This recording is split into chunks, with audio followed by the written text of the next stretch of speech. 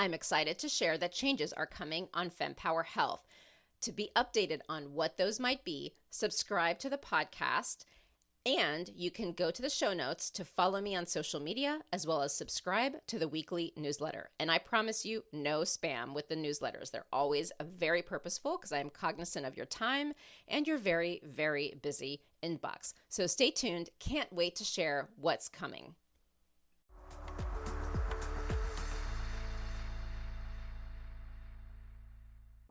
This is Fempower Health. Each week, top women's health experts dispel fact from fiction. The most important pelvic floor exercise is not the Kegel.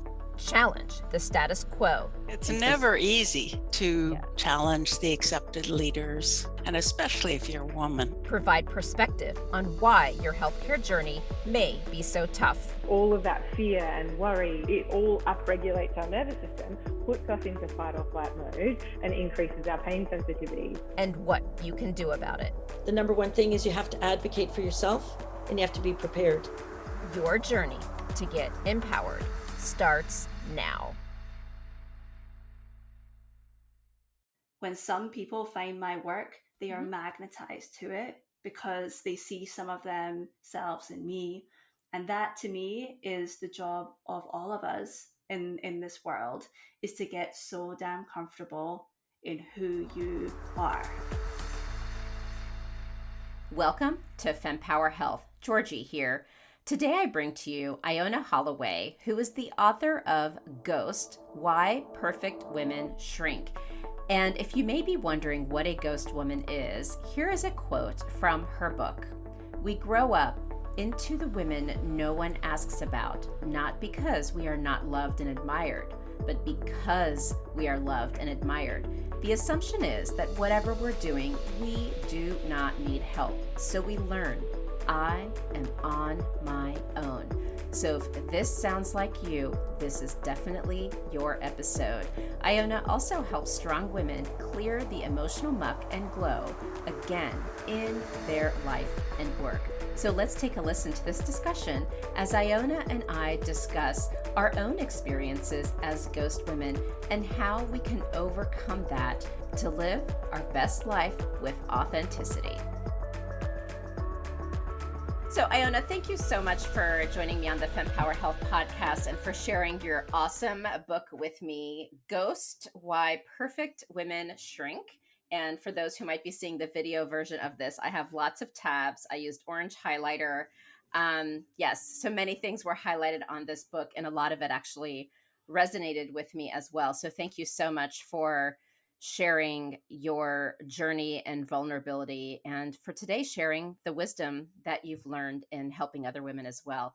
So before we dive into all the cool quotes I highlighted and what we're going to talk about, let's start by introducing yourself and how you came to the place you are in life and writing this book to share your journey with others. Yeah, sure. And thanks for having me, Georgie. I always love when I get to talk about my experience of what I think many people would call an eating disorder and depression. I think there's a lot of literature and books out there that talk about eating disorder recovery and what that looks like. And for me, who I am now, I'm Iona. I'm an inner work coach. I also have a breathwork app called Soul. I am a huge believer that everything that we do to survive in the world is exactly that. And for a long period of my life, 20 years plus, waging a war with my body, striving for perfection in it was the way that I felt like I needed to move through the world. I don't feel any shame about it. I don't view it as a condition or a disorder that I'm still in relationship with. I view it as something I used to survive for a long period in my life. And one of the things I love to talk about with women especially is the ways that we learn to survive in our lives have worked for us until they stop working for us. And then we get to make a choice about choosing things that do work for us. But whatever it was that got us through. And then in healing, we get to understand why. And then we get to make different decisions. And so we go from surviving in our life, which is what I was doing for such a long time, to really glowing and thriving. And I'm very passionate about helping women understand that all of that freedom is inside, but to understand and get free, we just have to understand why we got into pain in the first place, own it, and then choose differently.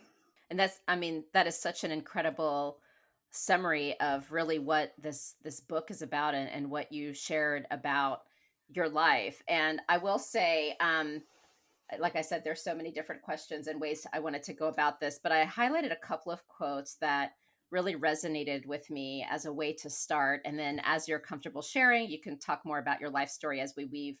So it says here, on page 19, we grow up into women no one asks about, not because we are not loved and admired, because we are loved and admired. The assumption is that whatever we're doing, we do not need help. So we learn, I am on my own. Then I wanted to follow up with that in another powerful quote. And it was said, actually, I highlighted it in two different places in the book, but they were said different ways. So I picked this one as the one I would share. Ghost woman's pain tolerance has a deadly capacity. And I would like to also share my own story and why this resonates so much. And it was just a timely evolution of how things have evolved this past week as well. And because I think this can manifest not through just eating disorders, but as I read your book, I'm like, this manifests in so many different ways. And I recently got a note from my brother who's going through a lot of things, and he's a year younger than I am by a year and 2 days. And so we grew up almost like twins, but I was still kind of the older sister. And he was going through some emotional stuff when we were little. And as I got older, I learned a lot more about what it was. And because my mother had to work with him, I learned later in life that because she saw me as capable, I was kind of left to my own devices. And so I kind of learned, and you mentioned it in the book, to do it on my own. And what was so interesting is this week, my brother sent me a note, and he says, based on a recent conversation we had where I basically was like, I can't keep doing everything for everyone. And he said, I thought a lot about what you said, and it's so interesting. You're right. No matter how successful someone seems on the outside, we are all vulnerable. And I guess I sometimes see you as superwoman all too often. And it's just like, whoa, like he sees me. And, I'm kind of in this thing now too, where it's like, I've tried to live in this perfection, and it's exhausting. And so again, however it manifests in our lives, I think trying to live in this perfect place, like I think you even mentioned, we all will get to our own reckoning, right? Yeah. And I love what you shared there, because so I'll just be honest. I have room in my heart for all women. I have room in my heart for all women. But I see us split, not down the middle, but there are types of women who get a lot of help, and there are women that get no help. And often the women that get no help are the women who, on the face of it, don't look like they need it. And that can often manifest in you just being like a strong person out the womb, or an independent one, or perhaps you're exhibiting capabilities as a child. And then again, like you pointed out in the quote, and I love it's one of my favorite ones too, but it's one of my favorite, the assumption is we're fine. And when the assumption is that we're fine, what that doesn't leave space for is our own humanity. And what that doesn't leave space for is us opening our mouth and saying, actually, we don't even know how to do that. We don't learn how to do that when we're younger. And then we grow up into these women who are hyper independent, incredibly individualistic. And because of these things, these beautiful adaptive ways, we are often doing really well in school. We're probably the one that's got straight A's. We've probably got a good job. All of these things. We've got all the glitter, I like to call it. But underneath that and this was the case for me, it wasn't until I got to 29 where I realized that I had constructed an entire life based around not needing anyone. I had built like the entire fortress first in my body by just like making it the strongest, tiniest, perfect little thing that I could possibly could. But in all the ways that I was trying to collect and show, look at me, how good I am. But in amongst all of that, I was alone, didn't even know what an emotion was, didn't know I was able to say to anyone, I'm struggling with this. I just didn't have any language around that. And so again, like I work with, and I have, like I said, space in my heart for all women, but I have a particular love for the ghost woman because I know what it's like to be the strong one who doesn't get seen. I know what it's like to be the one that everyone assumes is fine when you're not. And I also know how hard it can be when you are shining brightly to be able to look at yourself in the mirror and say, something is not right here, because the fall can feel like that drop or that fear of losing that strength is very, very real for a woman like us.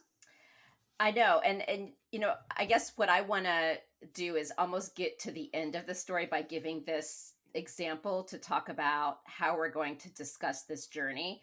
Because there was another quote in your book, and it was, the outcome of this work is not white knuckled happiness.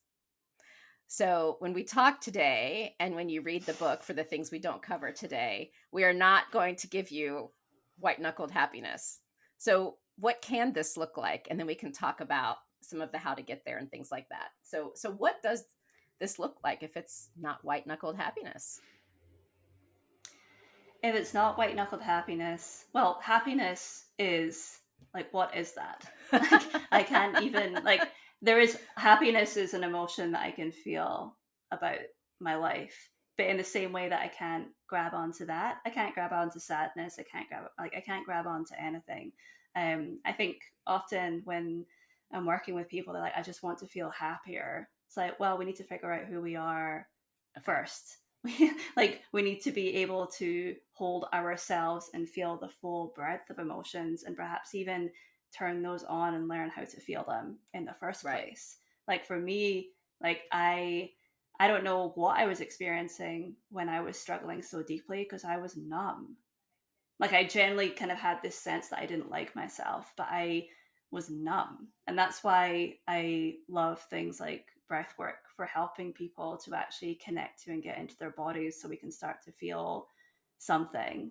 But to like answer your question, white knuckled happiness, gripping onto that is as bad as gripping onto your pain.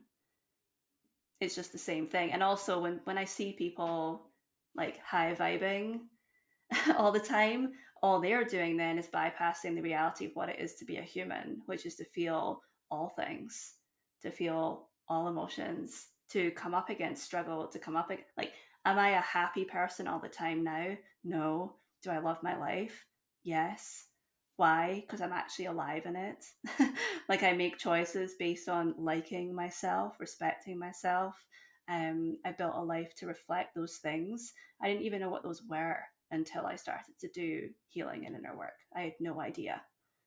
Talk to us then about this women and perfectionism. You know, is it inherent in women?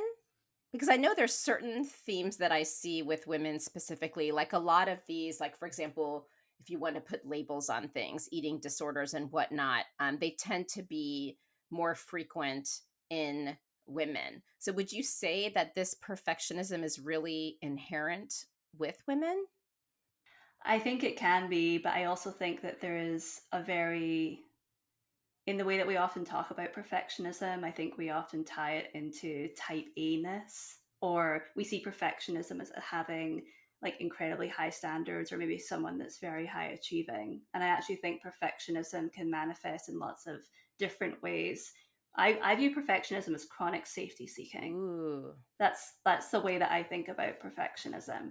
And when you start looking at perfectionism as chronic safety seeking, then you can also see why someone wouldn't go and try a new fitness class that they were kind of drawn to or interested in, or why they wouldn't put themselves up for a job that feels like a little bit out of reach, or you wouldn't have a conversation with your partner that you're scared to bring up something, because when we're trying to be perfect, what we're actually trying to do is be safe. And so that will mean that we will say no to trying new things. We'll say no to being honest and having courageous conversations with people. We'll say no to shooting for the moon and like really going for it in our creative work or in our business or whatever it is, because that's all perfectionism is to me. It's embodied chronic safety seeking, and that can show up as procrastination just as much, and not doing things as much as it can show up as having a very high standard for your stuff. Whether or not I think it's like inherent to all women, maybe. I also think that the way that perfectionism manifested in me and the way I see it in women I work with is it's that classic nature and nurture. Like we all come out the way that we are. We all come out with certain attributes and qualities, and then based on the environment that we're raised in, that either that shines or pours energy into those things, and it can manifest in lots of different ways. And so I think that that's more, you may come out the womb with a bit more of a predisposition to that kind of being, but then it's really that combined with maybe being raised without as much attention as other people, or with assumption made about other people, that hardens you and like into your perfectionism, and so it becomes the way that you move through the world. But I hope that answers your question. I think there's like different expressions of it, and it's a classic case of some maybe more predisposed to that way of being than others, but then based on the environment that you're in, that gets expressed in different ways. So you mentioned about how with this perfectionism, we want to either like be really safe by either avoiding things or being really careful with the decisions we make. What about this aspect of possibly risk taking? Do you see some elements of risk taking even there to like test the waters that people may do as well to kind of stir the pot? That's interesting. So I perhaps came out with a wee bit of a predisposition towards perfectionism, but I also came out a little bit of a black sheep, a little bit of the odd middle child out. And I was that child that was pretty questioning and not just kind of taking everything as it was, and kind of filing the dissenting opinion on things. Like my grandpa used to call me Contrary Mary, because I was sort of,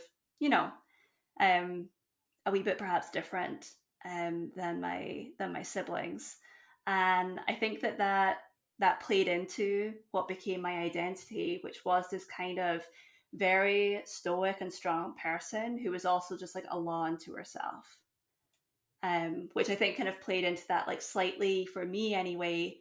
I kind of became quite comfortable with the idea that I was this misunderstood person, that no one could possibly understand like what I was going through.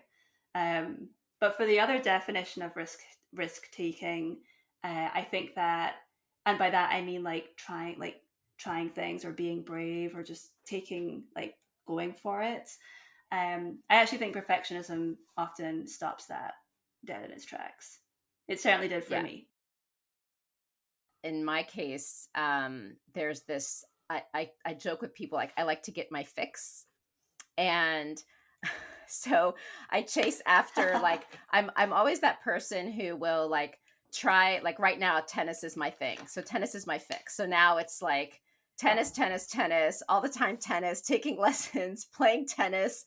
And then I get to a point that I'm happy with something, and then I usually switch. And so then it's like, what's the next thing I can achieve? So I chase my highs. And it's like a really weird thing, but I also like to do things well. But with the sports, it's like, that's where I get the high. And then the rest of my life, all the ducks have to be in a row. And so, yeah, it's the weirdest. I always think I can relate to that. The pattern that I've been noticing in myself is I really like to feel successful. that's something that I don't think everyone is naturally driven by that. Like some people feel like they want to contribute or, you know, other things. But I'm pretty clear on the fact that I really like to feel successful. And sometimes when I'll do things, I'll live my life, and then I'll zoom out 10,000 feet and kind of watch myself. And I'll almost see myself having to manufacture experiences of feeling successful or like I've overcome things or that I've really done well today. I'll see that in myself and I'm like, oh, there you go. What are you trying to achieve there? Like, what are you trying to prevail over? Why are you trying to feel successful that way? And what need is that? What are you trying to prove, or what need is that meeting? And it's not a bad thing, but I think it's kind of fascinating to notice your patterns, because say even for me, my embodied war with perfectionism, like that true like shrinking of myself, the controlling of my food, the weighing of my body, all that stuff. I haven't done that now for years. It actually fell off. I think because I was the reckoning, like I was ready to heal and it wasn't working for me anymore. And so because I was ready to heal, I healed. But perfectionism, the elements of that, they still show up in my life all the time. It's just it's much more subtle and way less painful. Which, you know, we're human. We don't just transcend the human experience just because we do some healing and breath work.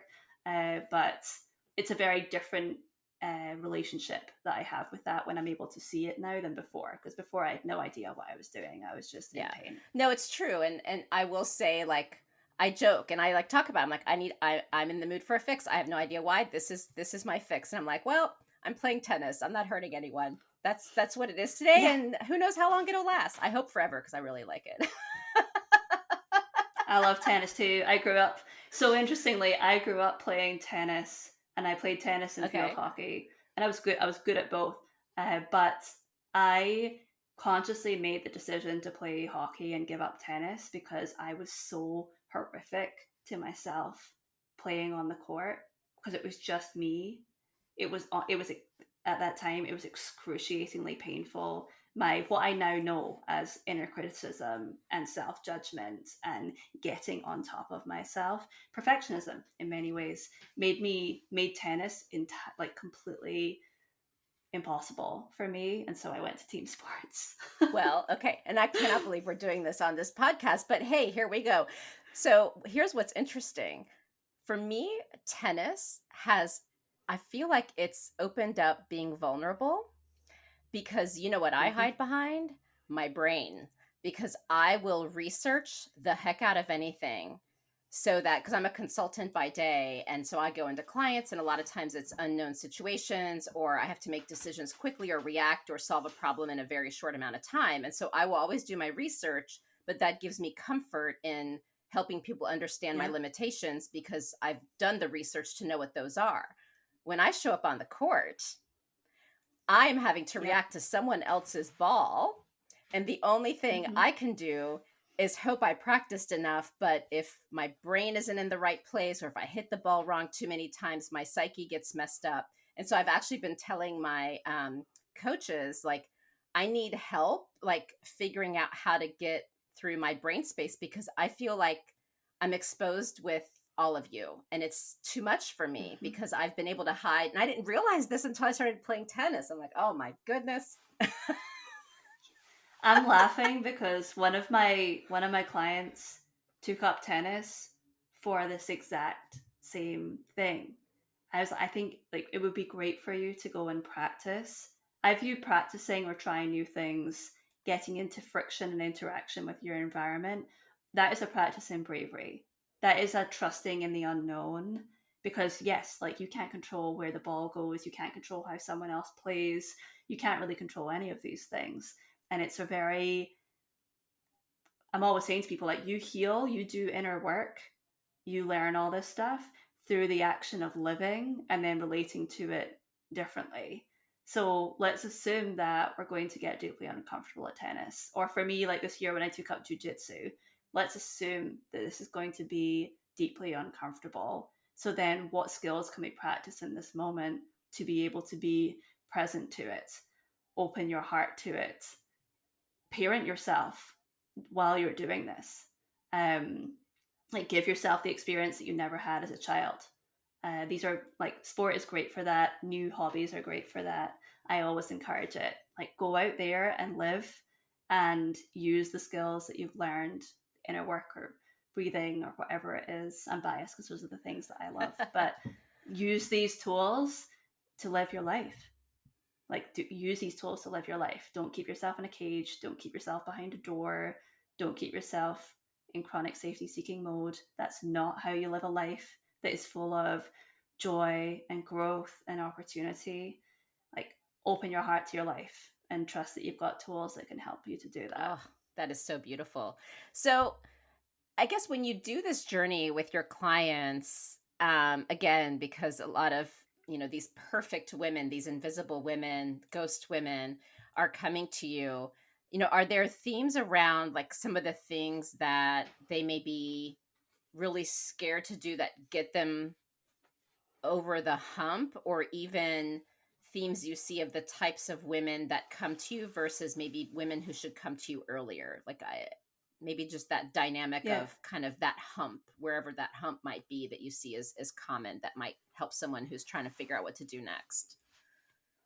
Yeah, sure. So I would say there's women that come to me are kind of across the spectrum, and I like to place it kind of in the, are we moving from like not like barely surviving to coping, or are we coping to thriving? And there's sort of slightly different considerations that happen. If someone's already like coping and then we're moving on to thriving, there's often different concerns. But if we're going from like surviving to coping, for me, that was when I entered my inner work journey. I was surviving and having to shift into a place of coping. And for me, as the kind of woman that I was, my biggest fear, the thing that I think stopped me for the longest time from even believing that something like inner work could help me or that healing work could help me, was I was so scared to get soft. Like so scared to lose my edge, so scared that I was going to dissolve into this like hideous puddle of weakness, and that everything that was actually going very well in my life, career, relationship, these kind of things, that this was all going to get taken away from me because I was going to get weak and normal like everybody else. So that was like, for me, that was a huge block for me, making that first step into believing that actually learning how to speak your body's language, being able to hold all of your human experiences, becoming your biggest ally and friend, understanding your past and how it informs who you've become, really owning the fact that you didn't get what you need when you were younger, and that has impacted the way that you think and feel about yourself. Like all of this, I mean, I didn't even know that that was what I was needing, but all like the fear that stopped me was getting soft. Okay. Like the absolutely. And then for people who have already got some of that self-work or inner work or self-awareness already embedded in them, it's more what I think is commonly termed as like self-actualization time. I like to call it soul illumination, where you're really going into this place of, so what now? So for me, I did a couple of years of like deep healing and inner work, and it became very clear that I was ready to quit my job. I was ready to start that business that I'd always talked about. I was ready to write a book. These were all things that were now possible for me. So then it was more a fear around, do I get to dream this big? So then it was more around like, you're wrestling with slightly different questions. Like, am I as good as I think I am? What do I need to unpack around that? It's more those kind of questions. It's more like, what's my purpose? Like, why am I here? What's my special thing? And those are, I love having those conversations too, because we have so many blocks around that stuff too. But I think for people who are in that place where they're wondering, can I actually go for my dreams? The answer is yes, but then it's how do I get over the fear of perhaps caring enough about something to dare to believe that you can. And then it's more, I think, a fear of failure or disappointment or not living up to our expectations. And that brings some different conversations. Do you think that sometimes people, when they want to reach for that next step of the dream, once they've gotten to that healing, could possibly be held up with not knowing where to begin and who to go to or where to go to help because they're so used to doing it on their own that now it's like, so now it's next level. So other people have to come in. Oh my gosh. Like, do you find that as a trap as well? And if so, like, how can people get beyond that? I obviously now, like, I run my own business and I have a breathwork app and I have a book, and none of these could have existed without me being willing to get help and support. Like, none of these would have been possible without mostly women, to be honest, in positions just ahead of me, like a couple of years ahead of me or 2 years ahead of me, mirroring or reflecting back to me, this is possible. And I think that this is where it's really, really important, wherever you are in your journey, whoever you are, whatever it is that you're struggling with, to really allow yourself to find those that feel similar to you. Kind of like, I kind of like to think that we all share soul fragments in common. And if you have just enough of the same ones as me, we'll probably do some really good work together. I have found so much healing in investing in mentorship and support, and also like finding teachers who seem to be speaking a language that I can understand. So I'll give you an example. I have a breathwork app called Soul, and my vibe is like, I am deeply practical. I'm also pretty woo once you get to know me, but I'm very, very practical. And I'm also other things. Like, I'm a bit of a tomboy. I'm a wee bit of a black sheep. I'm kind of love and integrate and love these parts of me. And I could never be a breathwork teacher that was super feminine, flowy, like mandala. Like, that's just not me. And it never will be. But me being able to own exactly who I am means that when some people find my work, they are magnetized to it because they see some of themselves in me. And that, to me, is the job of all of us in this world, is to get so damn comfortable in who you are and doing whatever work you need to do to clear any of the muck or the fear or the conditioning, societal, within your own life or otherwise, clearing that so that you can be who you were always supposed to be before the world got its hands on you, because that's a beautiful thing. And one of the best ways to do that is to find teachers and just be in spaces around people that feel familiar to you. And by familiar, I just mean you feel like just enough of a connection with them, and like spending time finding those people and then going for it. That to me has been hugely like monumental. Fempower Health is pleased to partner with the upcoming Femtech and Consumer Innovation Summit. The summit is the latest deep dive event, part of the Women's Health Innovation Series, looking to tackle this growing sector of women's health, having had continental success in driving innovation, investment, research, and partnerships in traditional women's healthcare by bringing together critical stakeholders. Join us in New York on June 7th and 8th as we channel this success into the consumer sector of women's health. Visit www.femtechconsumerinnovation.com to view the superstar speaker lineup and enter code FEMPOWER15 for 15% off your ticket. Hope to see you there. For a long time, women were not my friends. Women were not people I like to spend time with. And through a lot of my own sort of relationship with myself, it's now a really cool gift to not only work mostly with women, but also to hire women to support me as well. Oh, that's beautiful. And so much of what you said resonates. And one of the things that I now realize, now that I've been through it, is, and I tell this to others, I say is, if you don't know the answer, then it's not time yet. The other is if something like just seems so hard, it might not be the right thing or the right time. And how I finally saw this is I now live in Irvington, New York, and I was living in Manhattan for a really long time. And when I look back now, I'm like, I think my anxiety escalated around that time. But it was also when my mother had died. So it's kind of hard to tell which was which.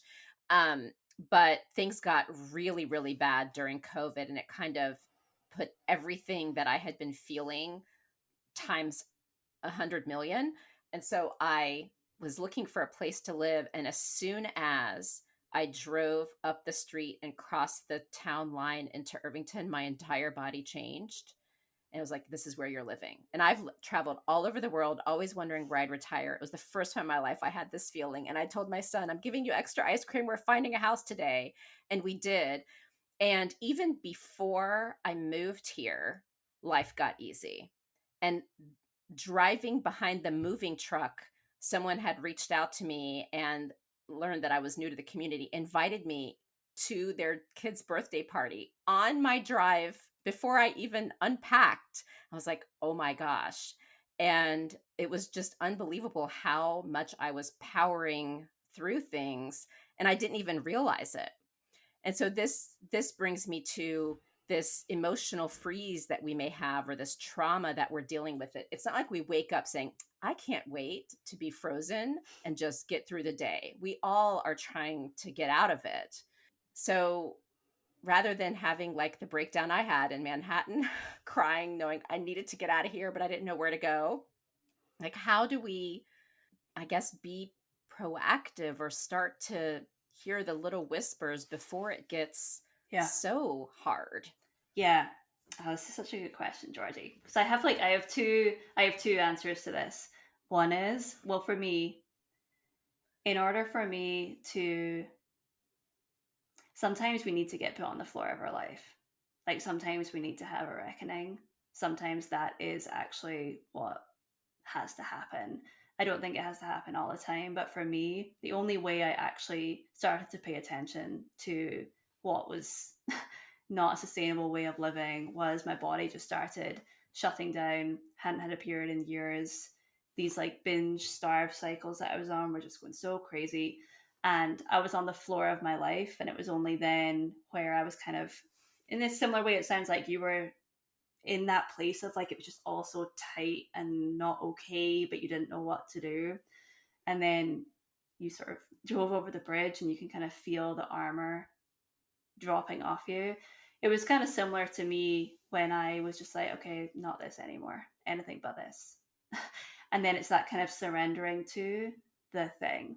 So I do think some of us have to have these experiences that are rock bottoms. I don't wish them on anyone, but sometimes we need to be shaken awake.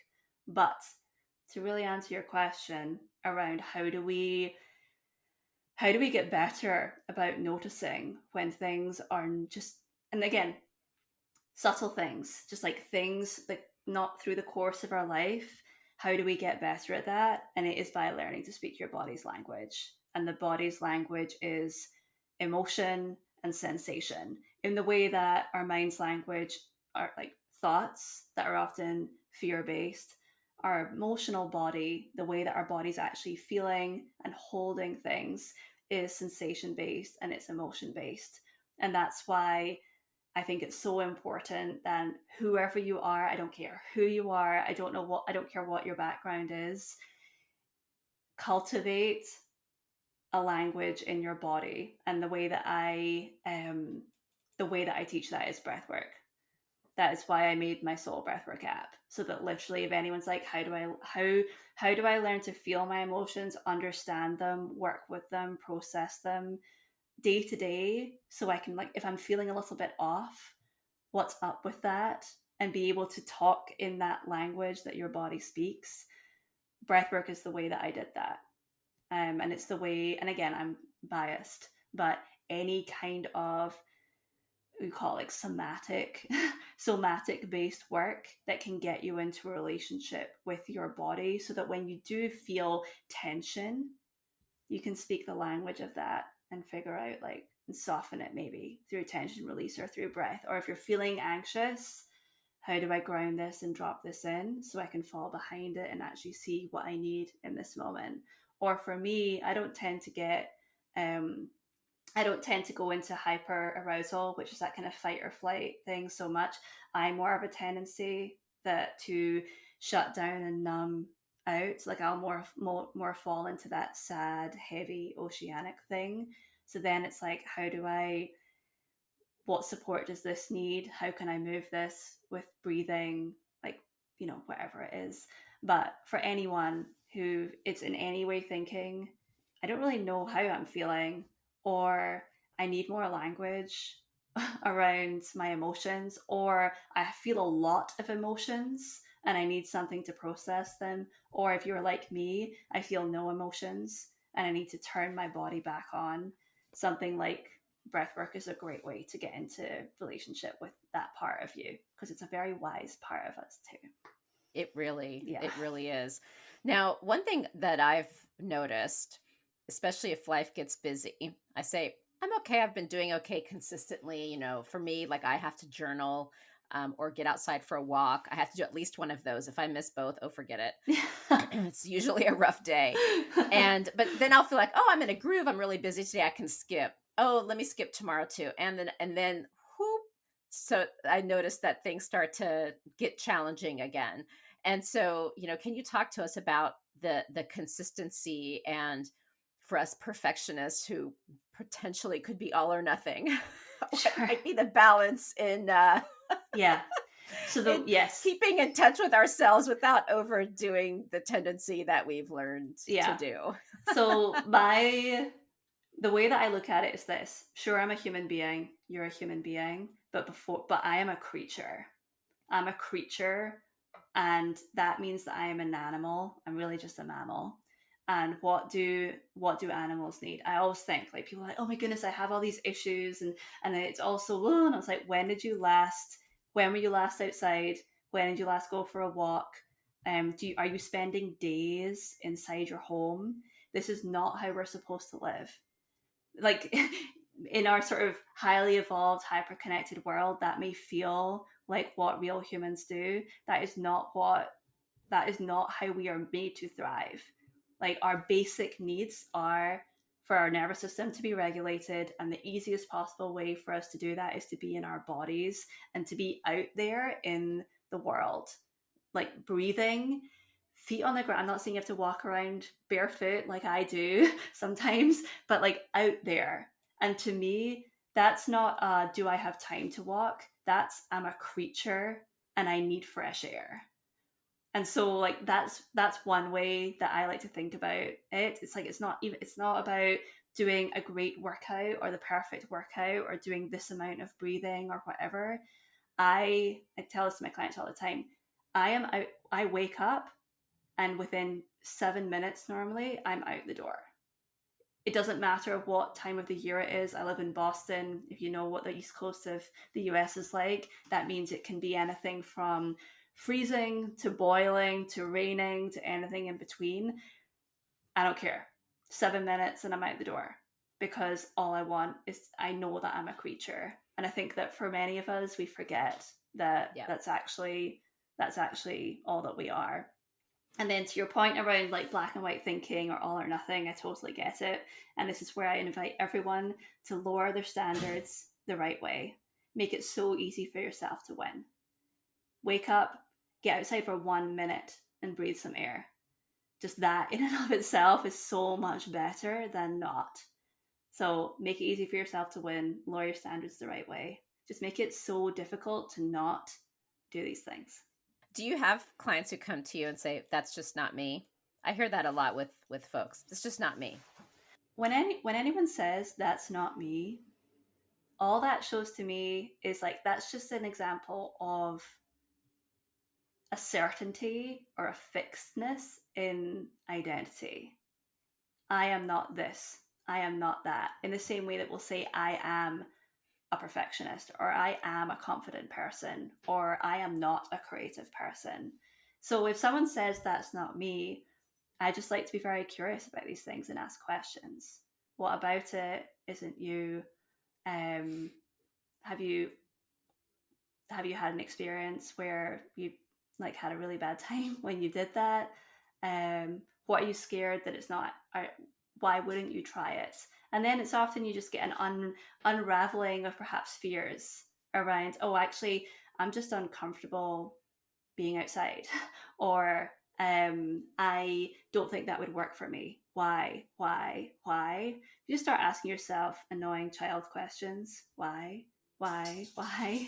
You often get pretty close to an answer that's very different than that's not me. Thank you for sharing that.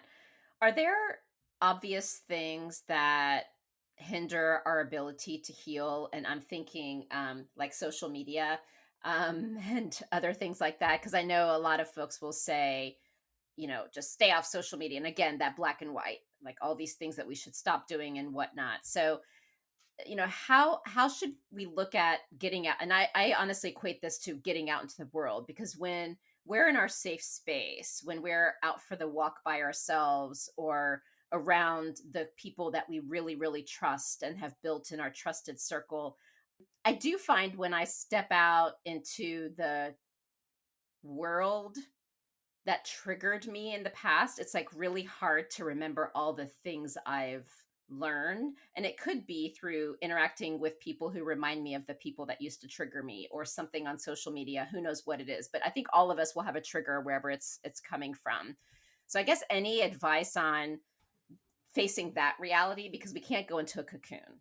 Oh, absolutely. And I love this question, because I think that there's a beautiful phase for all of us where maybe we actually do need to cocoon and sort of heal up. I know for me, for example, when I was healing from my food and body stuff, I did selectively unfollow everyone who did CrossFit. I used to do CrossFit. It was one of the ways that I very easily managed to mask ridiculous behavior. That was nothing to do with CrossFit. That was my engagement with it. I love CrossFit. Long story short, I unfollowed all those people. I unfollowed anyone that was advocating for diet culture. And instead, I followed a couple of people. At that time, what I needed to see was people talking about what diet culture was, why that was real, and perhaps like one or two healing people that I really resonated with. And I sort of cocooned myself in that. And I actually did blot out parts of the world that were my old self, like the world that I had been in previously, and I really did cocoon myself in that. But then once I had healed and I now had tools to be able to recognize my thoughts and emotions as separate from me, understand my past and why I had evolved in this way, understand what perhaps diet culture was or societal expectation of body was, actually realize that I was sensitive to these things in a way that I didn't realize. And like reparenting my inner child, just like all the things, once I had some of those tools embedded in me, then it was re-enter the world. Like go back out into the world. Even I would go back into places where I had been previously and use my tools, fall behind the feelings when they come, soothe myself, ground myself with breath if I had to. When I went to visit my parents at home in Scotland, and they were still talking to me like I was that old version of me, just practicing presence, practicing falling behind it, practicing all of these things. That's all it is. And I think that that's like pure muscle memory. That's pure practice. We practice being ourselves in the world. But first of all, we need to understand who we even are. Understand that's also an ever evolving journey. But then once you have enough of that within you, re-enter the world and trust that you've got the tools to stay in yourself, to stay grounded. It's not going to be perfect. Am I perfect at this? Absolutely not. But I feel very comfortable and confident that I have everything that I need to be myself in the world. And then also it's interesting, like I now haven't even really thought about, I actually unfollowed all of the people that were related to diet culture and all the people that were advocating for it not being like, because I moved on then too. And that's I think another beautiful thing that you can be aware of in your own journey is like what I needed at that time was your body's good, it's a neutral thing, like this is diet culture, blah, blah, blah. I have no interest in that stuff anymore, really, because I moved on to other things. Really selecting and choosing in this crazy world where you have access to everything, what you focus on expands. So you can curate what you experience. You can also use that to show you the possibility of how amazing life can be and let people expand you. I love that. And it resonates so much because when I think about situations where even I've interacted with different people, when it's truly the core of who I am, where there is zero expectation, I just fully show up as me. Everything is just, I don't know, easy. It's almost like so easy. It's like an out of body experience because it's so connected to what is happening that I feel like I'm almost floating. And in the others, it's like a very controlled, and then it's like constantly questioning things because it wasn't the pure me. And it sounds so unbelievably counterintuitive, but I'm just thinking back to like different situations that I've been in, and hopefully this helps to just give an example to reiterate the great wisdom that you just shared about that, because I think it's so important for us to get to know who we are. I am more comfortable in certain spaces than others still, and that's okay. Do I feel like when I'm talking to my clients or when I've like created an experience and people that have signed up and they've all chosen to be there because we're vibing, of course that's going to feel really flowy. Or when you're hanging out with your chosen family in this place that you've chosen to live in, and and everyone's kind of appeared to you, of course that's going to feel amazing. But that doesn't mean avoid the other places. Or when you're in a place that feels a wee bit stickier, like for so many people who are on a healing journey, actually sometimes the sticky place is family. The sticky place are the people that knew them before, because also like family are the source of so much conditioning, right? Like whether or not it's intentional or otherwise, it happens. And so just being able to live in the nuance of that's okay. That doesn't mean that you haven't actually healed or that you're not actually yourself most of the time. It's just a recognition that some places feel great, some places less so. Can I still be as much of myself as I possibly can? Do the work to be yourself. Do the work. Do what you love in the world. Both of these things are so available for us, but takes some conscious effort to get there for most of us. Certainly did for me. So tell us about how we can stay in touch. So we know about the book, we know about the app, and there's obviously an ability to work with you. So walk us through each of those and how we can take in more of your amazing energy. Yeah, sure. So at the moment, the two things that I'm loving to point people towards, one is the Soul Breathwork app, which is in the App Store, and you can try it free for 7 days. There are sessions in there from 5 minutes all the way up to like 45 to an hour. So I highly recommend start with the short ones. And the most popular one, the one that everyone's like, oh my God, I didn't realize I had all these emotions inside. This was so beautiful. It's Breathwork for Love. So I highly start there. And then if you're interested in me, you like the vibe, you like the way I chat about these things, I have a private podcast that I've had for a couple of months now. And you can find it at bravething.co/goldmine. bravething.co/goldmine. It's a very unstructured, riff-based me solo episodes talking about kind of controversial, I think often like controversial topics. Like I get into like cancel culture, self-responsibility, victimhood, like all of these kinds of things. So if that is of interest to you, definitely come and join me there. bravething.co/goldmine. Thank you for making time. This was awesome. You're a special lady, and I really appreciate being able to connect with you. Yeah, me too. Thanks for having me, Georgie. Thank you for tuning in to this discussion on the Fempower Health podcast. You can refer to the show notes for links to information that is referred to in this episode. And if you like this episode and found it timely and valuable, please take a moment to tell a friend or a colleague about Fempower Health. And right after this episode is over, please think of one person who might find this episode helpful and tell them about it. And if your friend is new to podcasting, please show them how to subscribe to our show. And another way to support Fempower Health Podcast is to leave a review where you listen to podcasts.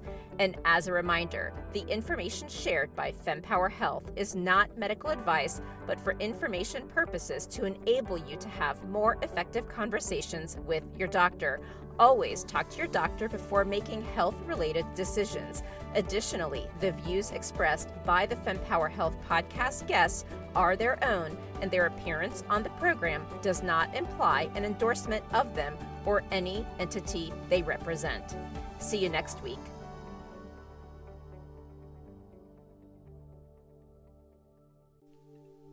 And that wraps up another empowering session here at the Fempower Health Podcast. Now, before you dash off, I've got a quick, exciting invitation for you. Please join our vibrant community by subscribing to our weekly newsletter, because it's really your frontline update on groundbreaking women's health research, the latest health-enhancing products, fun quizzes to boost your health IQ, and unique discoveries that you won't want to miss. All of this delivered straight to your inbox, cutting through the noise of social media algorithms. Love today's insights? Show your support by rating and reviewing our podcast. Your feedback is more than just a pat on our backs here at Fempower Health. It lights the way for others seeking guidance and community in their health journey, amplifying the voices that need to be heard. And for a deeper dive into today's topics, check out the show notes and explore our website at fempower-health.com. Our site is a treasure trove of knowledge, neatly categorized by topics of interest and life stages, ensuring you find exactly what you need to empower your health journey. And your voice matters to us deeply. Whether you have a question, a story to share, or feedback on our episodes, reach out directly at info@fempower-health.com. Drop us a message on social media or hit reply on any newsletter. Your insights inspire our conversations. And a quick note, the knowledge we share is here to embolden you in discussions with your healthcare provider. It's not medical advice. Always consult with your doctor for health decisions, and remember, the diverse perspectives of our guests reflect their individual journeys, and it's not an endorsement by Fempower Health. Here's to empowering your health journey one episode at a time, and I'll see you on the next Fempower Health Podcast episode.